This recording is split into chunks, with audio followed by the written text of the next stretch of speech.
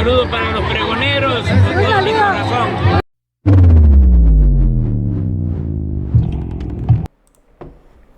Pregoneros, bienvenidos a una nueva transmisión más. Es un placer estar nuevamente con ustedes, servidor y amigo Irme Rodríguez, transmitiéndoles desde su canal. Antes de irnos leyendo la información, si es de su agrado, apóyanos con ese like, compártela para que pueda llegar a más gente y se entere de esta situación, señores.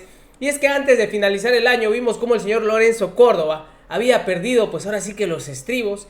En plena conferencia virtual con sus compañeros consejeros, empezó a gritar, empezó a decir que no estaban ahora sí que obligados a lo imposible. Esto porque se les habían acabado los pretextos para poder desarrollar la revocación del mandato con el presupuesto que aún tienen. Sin embargo, para muestra un botón, porque el señor no se va a quedar quieto. Ahora, pues se fue a este periódico español, El País, y en una entrevista empezó, pues ahora sí que a narrar todo lo que están viviendo aquí en México. ¿Cómo es posible que el Instituto Nacional Electoral esté viviendo un hostigamiento y sobre todo no lo dejen trabajar? En pocas palabras, vamos a recordar esto porque ahorita en la entrevista, en este par de preguntas que se le hizo al señor, pues obviamente se considera la víctima aquí en México. Si es clara, iremos a la Secretaría de Hacienda.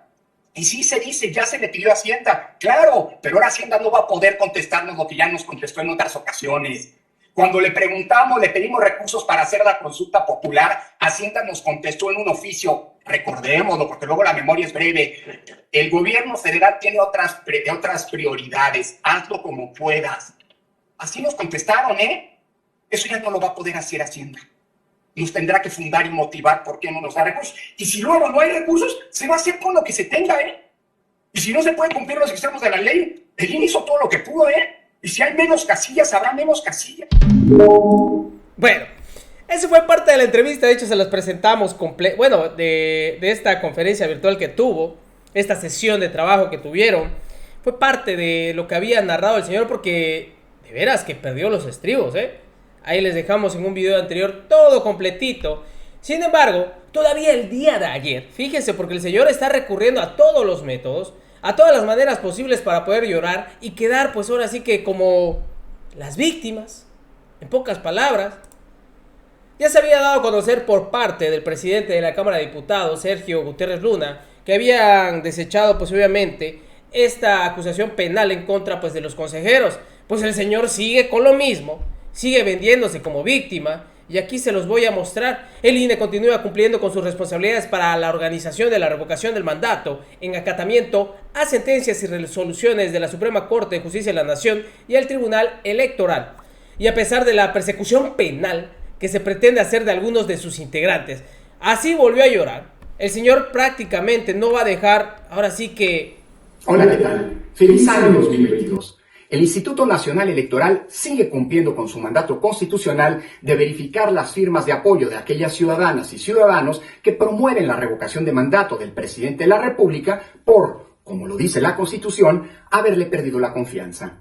En las próximas semanas sabremos si se alcanzaron los requisitos legales y, en consecuencia, el INE emitirá la convocatoria respectiva. Aún así, los trabajos del Instituto para organizar este proceso siguen adelante a pesar de que no contamos con los recursos presupuestales necesarios para organizar la revocación de mandato con las características y modalidades que nos exige la ley de la materia. Así, en acatamiento a un acuerdo de la Comisión de Receso de la Suprema Corte de Justicia de la Nación y de una sentencia del Tribunal Electoral, el pasado jueves, el Consejo General acordó continuar con los trabajos y hacer un nuevo esfuerzo por tratar de incrementar los 1.503 millones de pesos que hasta ahora logramos reunir. No hay que olvidar que el costo total de la revocación de mandato, si cumpliéramos con lo que la ley exige, sería de 3.800 millones de pesos. Ello se hará, como lo disponen las sentencias, sin afectar o comprometer nuestras facultades constitucionales, legales, estatutarias, ni los derechos laborales de quienes trabajan en el instituto. Si después de ese nuevo esfuerzo aún hacen falta recursos, estos se les solicitarán a la Secretaría de Hacienda y Crédito Público y si los mismos no son entregados, la revocación de mandato se organizará con el presupuesto disponible y solo con aquellas características y modalidades que puedan fondearse. Es lamentable que por un tema presupuestal se haya colocado al INE en esta situación y que se haya puesto en entredicho la realización óptima de un ejercicio ciudadano. Pero a lo imposible, nadie está obligado. El INE siempre ha manifestado su disposición para que este proceso de revocación de mandato se lleve a cabo con todas las garantías y características que exigen la Constitución y la ley. Por ello, ha recurrido siempre a las instancias legales competentes y tomado decisiones, a veces polémicas y controvertidas, que se han considerado necesarias. Ello no debería ser motivo ni de censura, ni mucho menos de persecución penal o política. Por eso, es grave que el presidente de un poder, en el que además está representada la pluralidad de la nación, haya recurrido a denuncias penales para tratar de encarcelar a quienes no opinamos igual que él. Se trata de un acto que recuerda las peores prácticas de los regímenes autoritarios. Perseguir a servidores públicos por tomar acuerdos y recurrir a otros poderes para tratar de cumplir con sus responsabilidades legales implica criminalizar el derecho a disentir. Es grave que en una democracia se pretenda utilizar el aparato de justicia para amedrentar a quienes son vistos como adversarios. Nunca en la historia, desde que se fundó el IFE en 1990, se había procedido penalmente en contra de sus consejeras y consejeros por el simple hecho de tomar una determinación que incomoda políticamente al poder. Es cierto que la presión social de académicos, formadores de opinión, asociaciones gremiales, organizaciones sociales, actores políticos y hasta del presidente de la República obligaron a quien preside la Cámara de Diputados a rectificar. ¡Qué bueno que lo haya hecho! Sin embargo, las denuncias penales contra los servidores públicos se persiguen de oficio y hoy siguen su curso ante la Fiscalía General de la República. Ojalá pronto se enmiende el error y se desestimen esas denuncias sobre presuntos delitos claramente inexistentes y que evidentemente solo tienen propósitos políticos. Más allá de que el orden constitucional vuelva pronto a su cauce, lo que ocurrió es grave, muy grave. Se traspasó una frontera que debería ser infranqueable y en la que se sustenta todo el arreglo democrático. Se pretendió usar el brazo penal del Estado para amedrentar y amenazar a miembros de un órgano del mismo Estado por el simple hecho de que piensan distinto. Mientras tanto, seguiremos cumpliendo con nuestra responsabilidad. Bueno, ustedes lo escucharon, prácticamente haciéndose la víctima el señor. No quiere que ensucien su nombre. Aunque el señor se moleste, pues también ya hemos visto cómo era diferente la manera de pensar de su padre a él. Su padre, con todo respeto lo decimos, pues pudimos escuchar cómo él sí estaba de acuerdo a este tipo de ejercicios.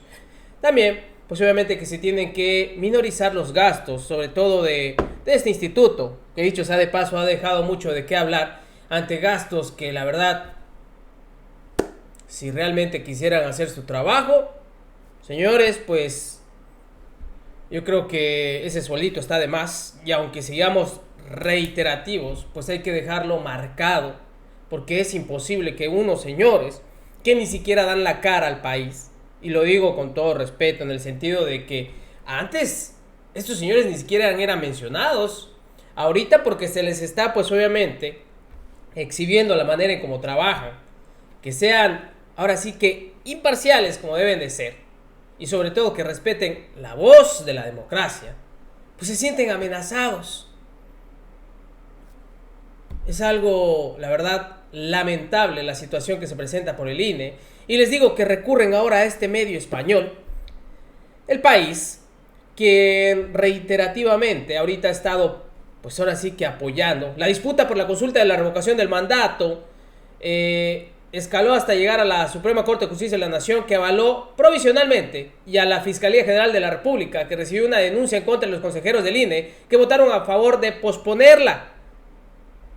Así es como El País empezó, pues obviamente, fíjense ustedes, antes de que finalice el año, pues obviamente a defender al INE, y acto seguido el señor Lorenzo Córdoba pues tenía que irse a una entrevista en el que lo señalan de esta manera, y así es como nos venden a los medios españoles.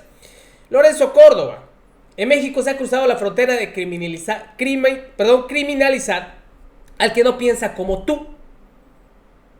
El presidente del INE alerta del hostigamiento inédito del gobierno por el conflicto de la consulta para la revocación del mandato y celebra la entrada en escena de los tribunales. Fíjense ustedes nada más esta situación, porque así es como nos vendió el señor Lorenzo Córdoba a los medios españoles. Ahorita se los voy a mostrar qué es o cómo se desarrolló esta entrevista. Fíjense ustedes nada más, de manera insólita el señor, miren cómo se fue, pues sí, prácticamente a vender.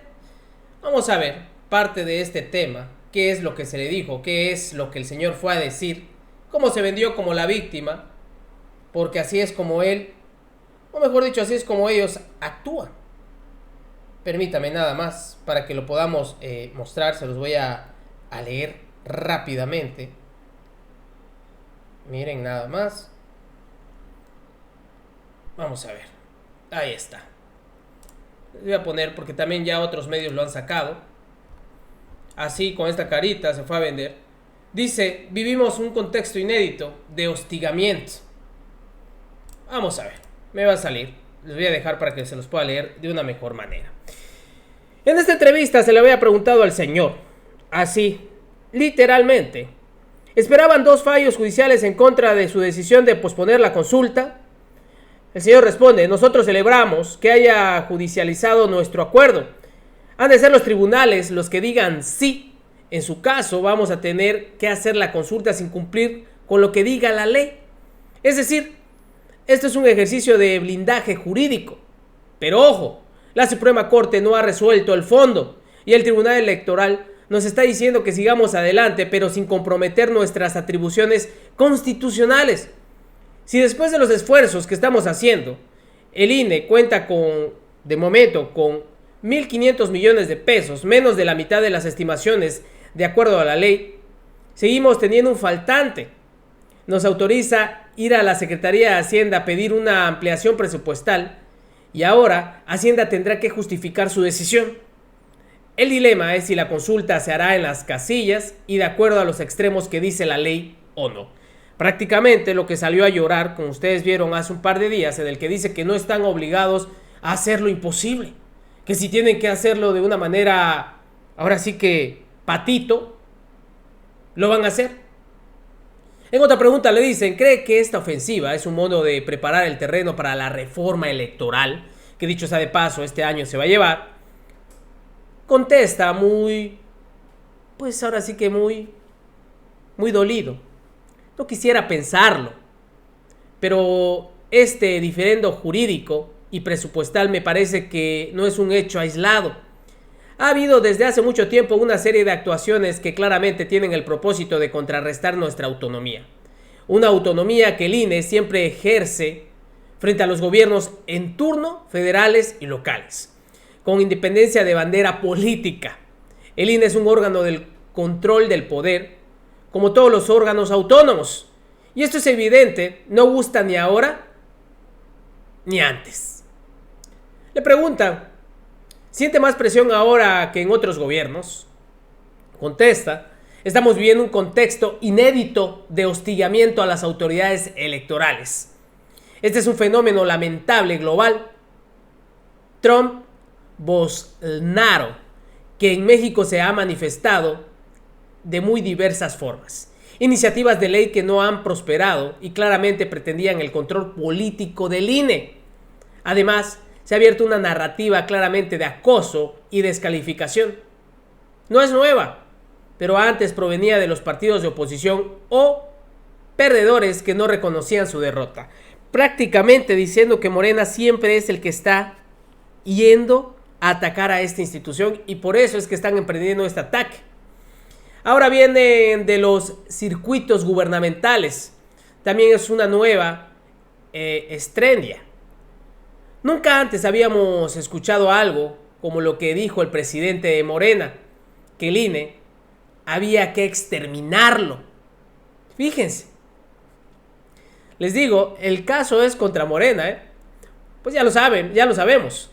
O a un alto empresario muy cercano al gobierno, amenazando con ir a los domicilios de los consejeros electorales.